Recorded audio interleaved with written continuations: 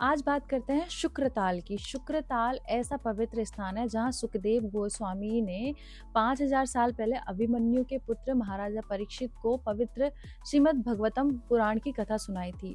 यह उत्तर भारत का एक प्रसिद्ध पवित्र स्थान और मुजफ्फरनगर के लगभग 26 किलोमीटर दूर पवित्र गंगा किनारे पर है। हर साल बहुत से तीर्थ यात्री कार्तिक पूर्णिमा के दिन पवित्र नदी गंगा में स्नान करने के लिए आते हैं। वहाँ पे देखने वाली चीजें हैं। अक्षय वट एक पहाड़ी पर है। पौराणिक कथा के अनुसार इस अक्षय वट मतलब बरगद का पेड़ के नीचे ऋषि सुखदेव ने श्रीमद् भागवत की कथा को राजा परीक्षित को सुनाया था। इस पेड़ की विशिष्टता ये है कि ये पेड़ कभी अपने पत्ते नहीं छोड़ता। सुखदेव मंदिर, इस भव्य मंदिर में खूबसूरती से नक्काशी की गई है। ऋषि सुखदेव और राजा परीक्षित की मूर्तियां यहाँ पर स्थापित। सुखदेव मंदिर के नजदीक में ये हनुमान जी का एक विशाल मंदिर है। इस मंदिर के ऊपर हनुमान जी की 75 फुट ऊंची मूर्ति स्थापित है। हनुमान जी के मंदिर के पास ही एक गणेश मंदिर है जहाँ 35 फुट ऊंची भगवान गणेश जी की मूर्ति स्थापित है। इसके अलावा यहाँ भगवान शंकर का मंदिर है, स्वामी चरणदास जी का मंदिर है, भगवान राम का मंदिर है, देवी शाकंभरी मंदिर है, नीलकंठ महादेव का मंदिर है, गंगा मंदिर के कई सारे वहाँ पे दर्शनीय मंदिर भी स्थापित है। ऋषि मुनियों की तपोभूमि रहे हैं। शुक्रताल में श्रीमद् भागवत कथा सुनाने का खास महत्व क्या है? ऐसा कहा जाता है कि यहाँ सुखदेव महाराज ने राजा परीक्षित को श्रीमद् भागवत कथा का अमृत पान कराया था।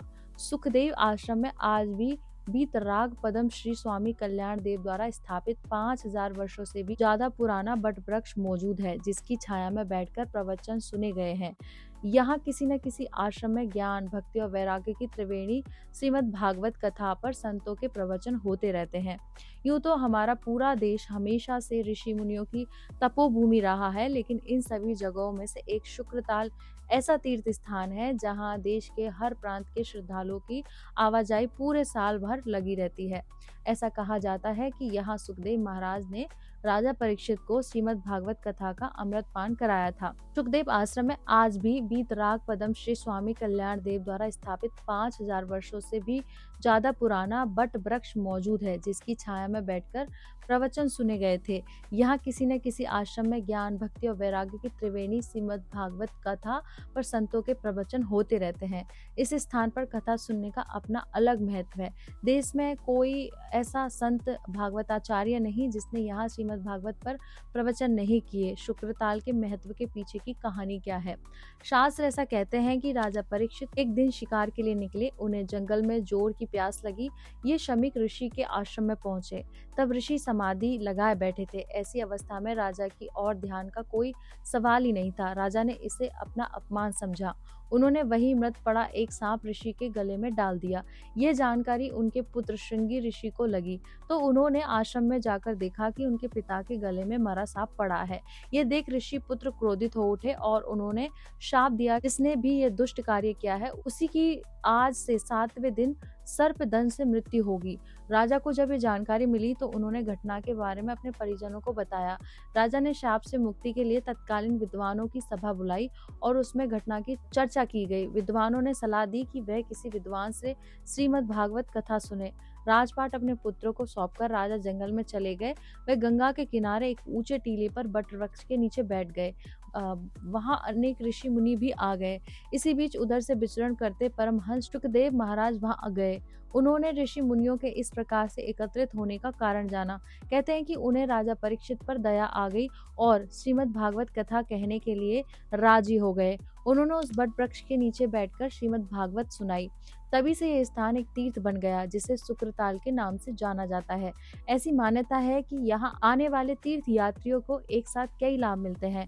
कथा सुनने का अवसर, उस बट वृक्ष के दर्शन करने का और मोक्षदायिनी गंगा स्नान का भी मौका उन्हें मिलता है। ये दिल्ली से लगभग 155 किलोमीटर दूर शुक्रताल मुजफ्फरनगर बिजनौर रोड पर मोराना बस स्टैंड से 8 किलोमीटर दूर है। यहाँ बस और निजी वाहन से आराम से आवागमन कर सकते हैं।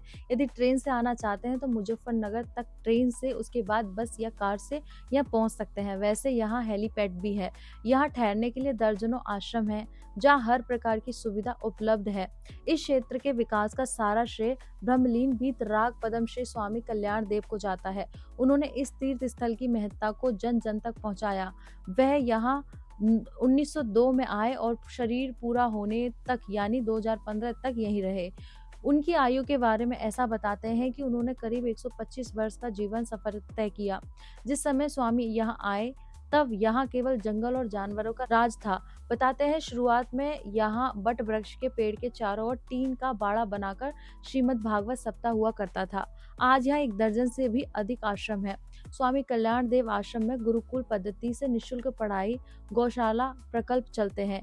यही सब सुविधाएं यहाँ स्वामी विष्णु आश्रम महाराज द्वारा स्थापित दंडी आश्रम भी है। हर आश्रम में श्रीमद् भागवत सप्ताह के लिए बड़े हॉल हैं, जहाँ कई सौ लोग एक साथ कथा सुन सकते हैं।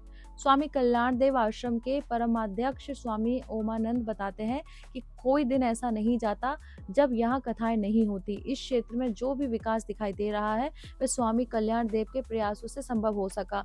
स्वामी ने स्नानार्थियों के लिए गंगा घाट तो बनवाए ही, उसी के साथ कारगिल के शहीदों की याद में कारगिल शहीद स्तंभ की स्थापना भी की है। उन्होंने बताया कि स्वामी कल्याण देव एक बार स्वामी विवेकानंद से मिले थे। उन्होंने स्वामी से कहा कि वह गरीबों की वेदना को सुने और उसे हल करे। तभी यहाँ रहकर उन्होंने अपना पूरा जीवन गरीबों और समाज के उपेक्षित लोगों की सेवा में लगा दिया। गौ, गोपी, गंगा सेवा के लिए यहाँ आने वाले लोगों को प्रेरित करते थे। नारी शिक्षा पर उन्होंने बहुत ज्यादा बल दिया। इस तरह से वहाँ की ये महिमा है जो मैंने आपको बताई है। ये जानकारी अच्छी लगी है तो शेयर कर दीजिए, मुझे सब्सक्राइब कर लीजिए और मेरे साथ बोलिए ओम नमः पार्वती पते हर हर महादेव शिव शंभो। राधे कृष्णा।